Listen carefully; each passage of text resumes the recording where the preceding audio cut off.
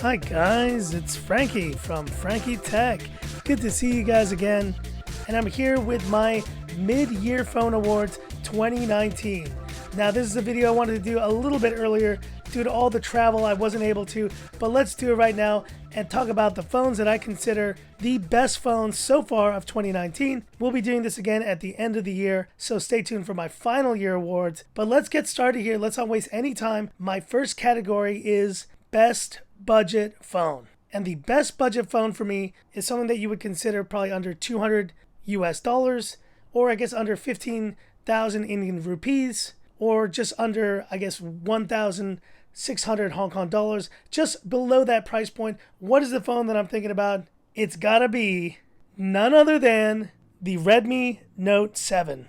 Oh yes, I haven't seen this one in a while on the channel. And guys, if you've seen my channel previously, the Redmi Note 7 was a big part of my earlier year. In fact, you could change the name of January on Frankie Tech to Redmi Note 7 month. This phone, when it came out in January, just was an amazing release for Xiaomi, for Redmi, their first Redmi sub-brand phone. And the way this phone was priced was incredible. Now here we are all these months later, and how is it doing? It's still doing great. Obviously I haven't used it for quite a while, but I've kept this phone because I wanted to see how it still compares to other releases, from design, display, the plastic edge. Yes, it was a plastic edge, but still, including Gorilla Glass on the back, makes this phone feel just so good in the hand. And I still think, even to this day, there are very few phones that meet that incredible price point of the Redmi Note 7. And so I give it my budget phone award here, mid-2019. But if I could just bring up an honorable mention, well, it's gotta be none other than its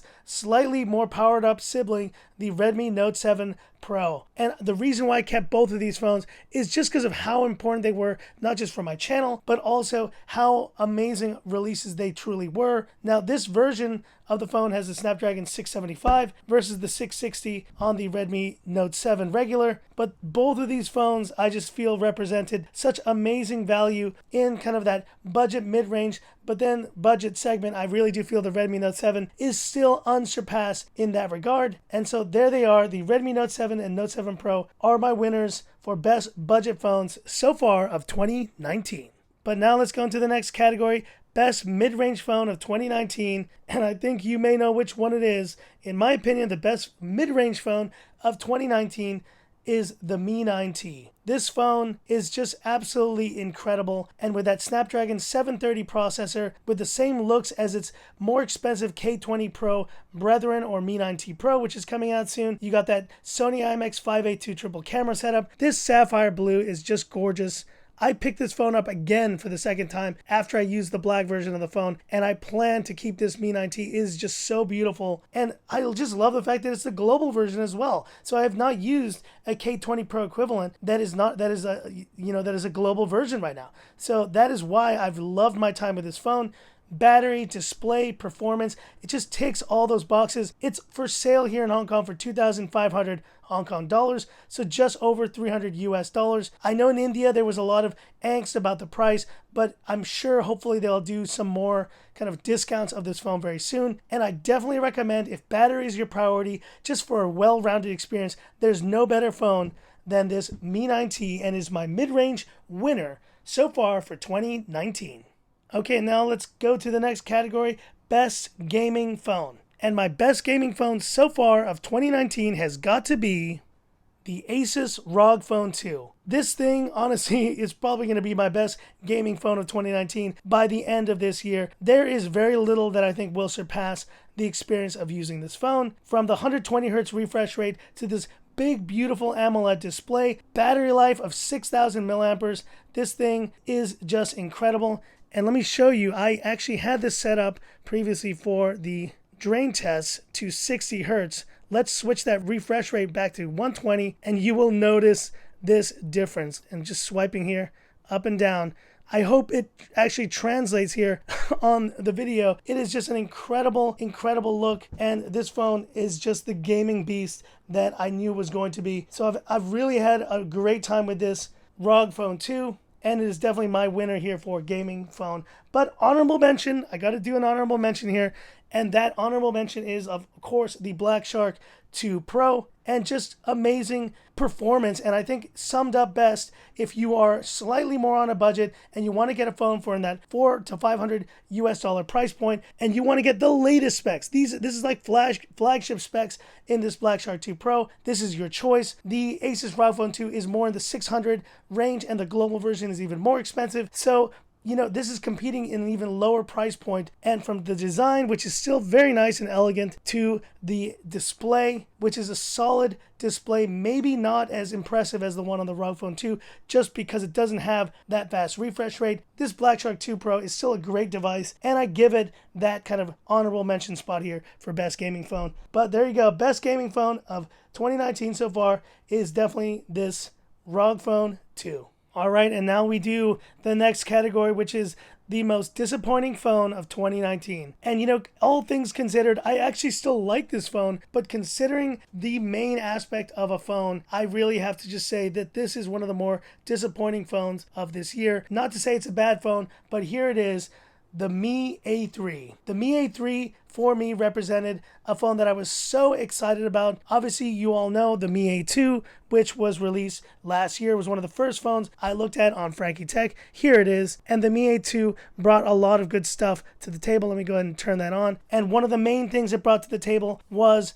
just good build quality, but it sacrificed a number of things. Battery life, and obviously the headphone jack was removed, and obviously it had these giant bezels. So there was a lot of hype and a lot of hope coming for the Mi A3. I, more than anyone else, was super excited about this phone. You know how much I love stock Android. And so when this phone was released, and I heard about the display spec, 720p display on this Mi A3, I was stunned. I just couldn't believe that I was reading that. And I just felt, okay, maybe it's going to be okay. Maybe I can get over it. Well, guys, I use this phone now for the better part of a month. And I will say that while you can get used to the display quality, you never truly just get over it. You never truly accept it. And to this day, the reason why I hold on to this phone is because I still like certain aspects of it. There's certain aspects that are good, like the battery life, the camera, the selfie camera, video shooting is good, the stock Android experience. Right now, guys, I don't have a Pixel phone on me. I've sold all my Pixel phones. This and the Mi A2 are the only stock Android phones I have. And so I really love using stock Android and just using that interface. It is something that maybe not a lot of people do like. A lot of you guys I know aren't huge fans of stock Android, but this Mi A3 was supposed to be the standard bearer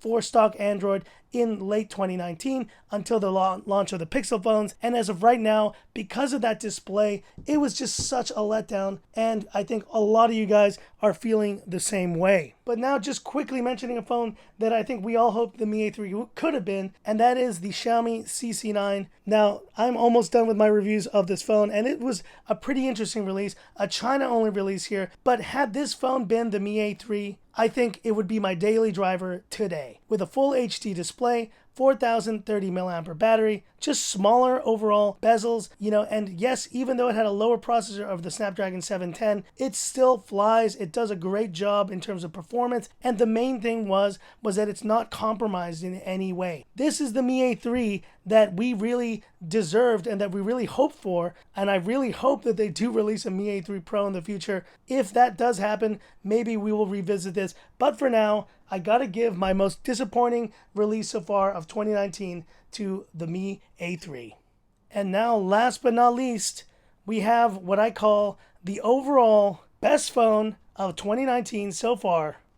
And if you've been following my channel at all, I'm pretty sure you know what this is gonna be. The best so far overall phone of 2019 is the Redmi K20 Pro. And I just did a video on this yesterday, so I won't elaborate much more than that. But you guys know how big a phone this has been, not just for my channel, but just for the phone kind of world in general. This is the phone that I feel, when it came out, hit that price point that only previous to the Pocophone F1 we were so excited about. At least the prospect of getting such amazing specs for that $400+ price point. And yes, the pricing in India was something that was a challenge, I know, for some of you guys out there, but I was so psyched when this phone came out. And beyond that, just the overall package of this device, from design, display, performance, from inclusion of the headphone jack there, you still have a very snappy Snapdragon 855 processor. You just have a fluid performance. Maybe the only negative being that it doesn't have that really fast refresh rate. This is the gaming beast. This is a battery beast. This thing just ticks all the boxes over others. The main reason why I probably don't recommend this phone, and it is my major negative, is just that this is the China version. This is the China version of the phone, and until that Mi 9T Pro is released in other markets, I really have been more comfortable recommending this Mi 9T over this K20 Pro. But once that Mi 9T Pro is out, I think that's going to be a terrific option for you guys to consider. It may be a bit more expensive, but I gotta say, just from the whole experience of having used this for now almost 12 weeks, this phone is my favorite phone so far of 2019, and it's got to be by far the best overall phone that I've tested so far here on Frankie Tech. But there's also an honorable mention in this best overall category, and that phone is none other than the OnePlus 7 Pro.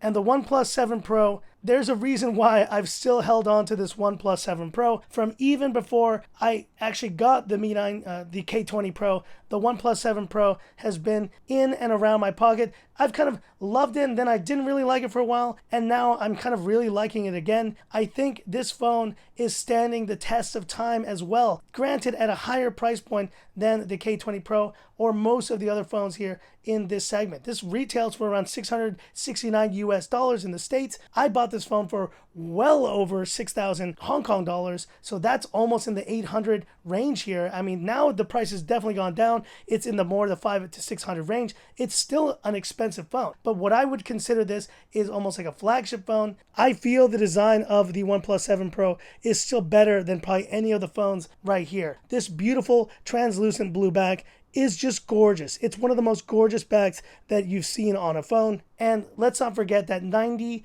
Hz refresh rate, which, while not as impressive as the one on the ROG Phone 2, you can still enjoy on a daily basis when you're scrolling through apps.